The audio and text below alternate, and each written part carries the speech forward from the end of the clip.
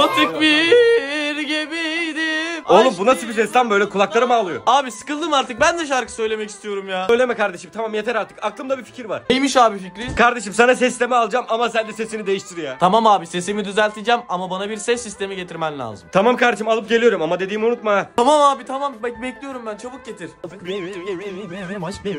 Kardeşim ses sistemi aldım sana. Abi sesimi çok değiştirdim, hemen söylüyorum. Al kardeşim, buyur söyle. Sokağın şöhretine alay, ne havu yapacağım ben saray. Kriminal, legal, büyük ona kaldırın. Oğlum senin böyle bir sesin vardı, sen masaka mısın? Yürü lan g***** oğlu.